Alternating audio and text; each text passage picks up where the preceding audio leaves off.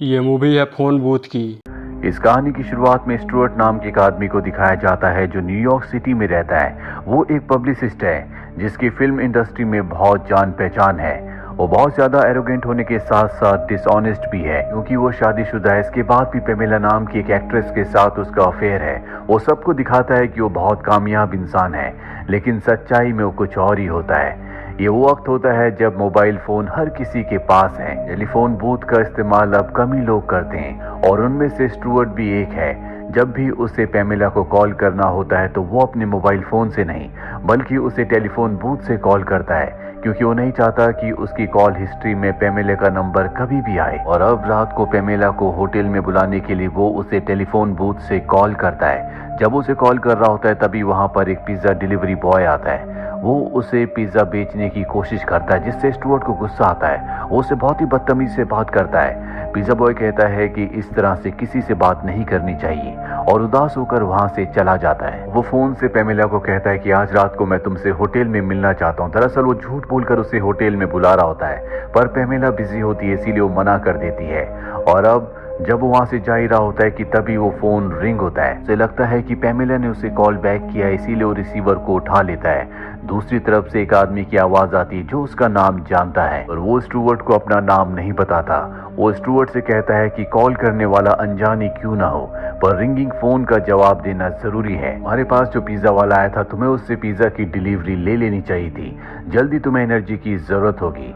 Stuart को कुछ भी समझ नहीं आता। उसे लगता है कि कोई आदमी उसे डरा रहा है, इसीलिए वो फोन रखने की कोशिश करता है पर वो आदमी कहता है कि फोन रखने की गलती मत करना। मैं जानता हूं कि पेमेला के साथ तुम्हारे नाजायज संबंध है और अगर तुमने फोन का रिसीवर रखा तो मैं तुम्हारे और पेमेला के बारे में सब कुछ तुम्हारी पत्नी को बता दूंगा। स्टुअर्ट फोन रखने वाला होता है। इससे पहले वो अनजान कॉलर कहता है कि अगला फोन अब मैं तुम्हारी पत्नी को करूंगा और ये कहकर वो फोन रख देता है। स्टुअर्ट इस बात से डर जाता है। वो उसे कॉल बैक करने की कोशिश करता है लेकिन उसका नंबर डायल नहीं होता। स्टुअर्ट अब डर जाता है क्योंकि वो नहीं चाहता कि उसके और उसकी पत्नी के बीच में कोई भी डिस्टरबेंस हो, इसीलिए वहां पर इंतजार करता है। और एक बार फिर से फोन रिंग होता है और जब वो रिसीवर उठाता है तो वो देखता है कि वो अनजान कॉलर पेमेला से दूसरे फोन पर बात कर रहा है। स्टुअर्ट इनकी बातें तो सुन सकता है लेकिन बीच में इंटरप्ट नहीं कर सकता क्योंकि वो दूसरे फोन पर होता है। और वो पेमेला को स्टुअर्ट की सच्चाई बताता है कि वो जानबूझकर तुम्हें टेलीफोन बूथ से कॉल करता है क्योंकि वो नहीं चाहता कि उसकी पत्नी को तुम्हारे बारे में पता चले।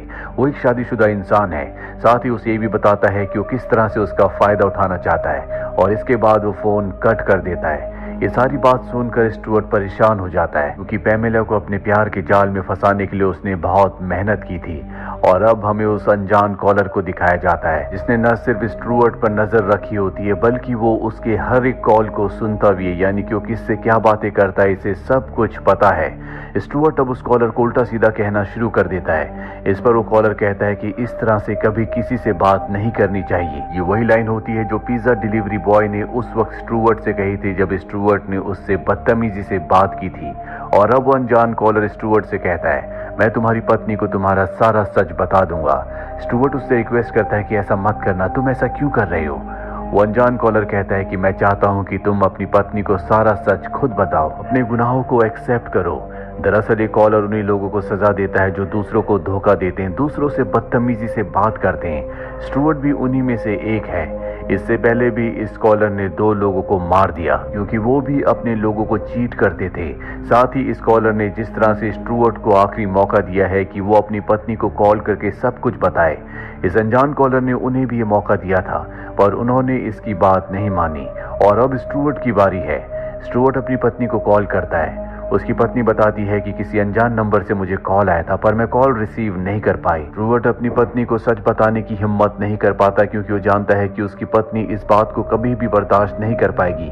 वो अपनी पत्नी से कहता है कि किसी भी अनजान नंबर से तुम्हें कॉल आए तो उस कॉल को रिसीव मत करना। वो अनजान कॉलर उसे बताता है कि मैं तुम्हें किसी भी दूरबीन से नहीं देख रहा बल्कि गन की दूरबीन से देख रहा हूँ और अगर तुमने फोन डिस्कनेक्ट किया तो मैं तुम्हें मार दूंगा। स्टुअर्ट को यकीन दिलाने के लिए टेलीफोन बूथ के बाहर जो इलेक्ट्रॉनिक रोबोट होता है वो उसे शूट करता है। और अब स्टुअर्ट पूरी तरह से डर चुका है। वो जानता है कि ये अनजान कॉलर बहुत ही खतरनाक है और कभी भी उसे मार सकता है, इसीलिए वो टेलीफोन बूथ को नहीं छोड़ सकता।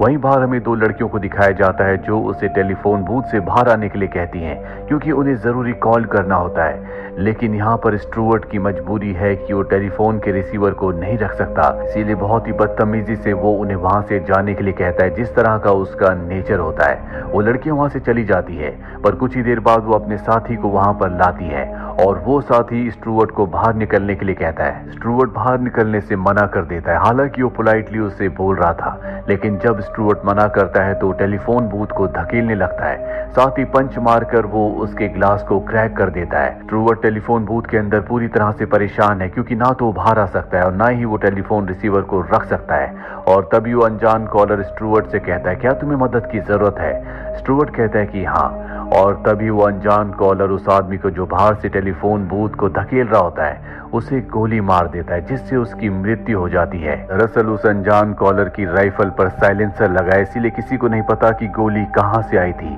स्टुअर्ट उसकी मौत से पूरी तरह से घबरा जाता है। यहाँ पर जो उसकी दो लड़कियां दोस्त होती है वो सबसे कहती हैं कि स्टुअर्ट ने इसे मारा है। स्टुअर्ट कहता है कि तुम्हारे पास कोई भी सबूत नहीं है कि मैंने इसे मारा है, मेरे पास कोई भी गन नहीं है। और तभी वो अनजान कॉलर उसे कहता है कि टेलीफोन बूथ के ऊपर मैंने पहले एक गन रख दी थी। स्टुअर्ट कहता है कि तुमने ऐसा क्यों किया? वो कहता है कि अगर तुमने उनसे अच्छे से बात की होती तो मैं तुम्हें नहीं फंसाता। तुम हमेशा दूसरों से बदतमीजी से बात करते हो, साथ ही तुम्हारी पत्नी जो तुमसे बहुत प्यार करती है उसे चीट करते हो। तुम अपनी जिंदगी को कभी अप्रिशिएट नहीं करते। स्टुअर्ट को समझ में आ चुका है कि उसे अब यहाँ से सिर्फ पुलिस ही बाहर निकाल सकती है, इसीलिए वो 911 पर कॉल करता है।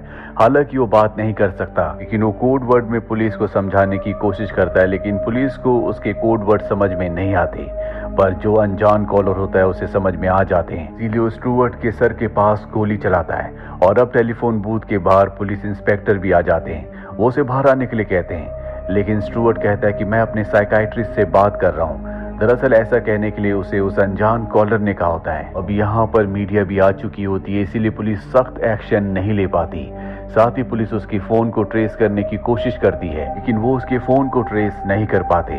अब यहाँ पर स्टुअर्ट की पत्नी भी आ जाती है, क्योंकि उसने न्यूज में देख लिया होता है कि टेलीफोन बूथ में क्या हो रहा है, और वो स्टुअर्ट को बाहर आने के लिए कहती है, लेकिन स्टुअर्ट बाहर नहीं आ सकता। वो अनजान कॉलर स्टुअर्ट से कहता है कि अगर तुमने सबके सामने अपनी पत्नी को पैमेला के बारे में सच्चाई बता दी तो मैं तुम्हें यहाँ से जाने दूंगा। स्टुअर्ट समझ चुका है कि अब उसके पास कोई भी रास्ता नहीं है, इसीलिए वो सबके सामने कैली को अपनी पूरी की पूरी बेवफाई की सच्चाई बता देता है कि किस तरह से वो उसे चीट करता है। लेकिन अब वो अनजान कॉलर उसे जिंदा छोड़ने का इरादा बदल चुका है।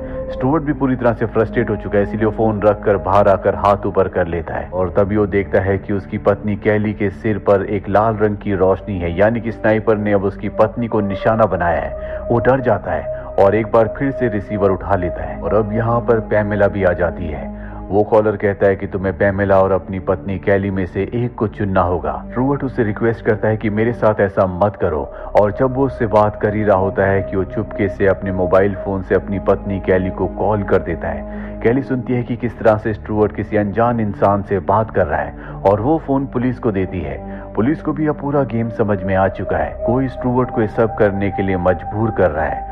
अब उस अनजान कॉलर ने कैली को भी एक बार कॉल किया था, इसीलिए वो उस कॉल को ट्रेस करना शुरू कर देते हैं कि वो कॉल कहां से आया था। वहीं वो अनजान कॉलर स्टुअर्ट से कहता है कि तुमने अपनी पत्नी को सच तो बताया, लेकिन तुम्हें अपनी बेवफाई का, अपने झूठ का कोई भी एहसास नहीं है।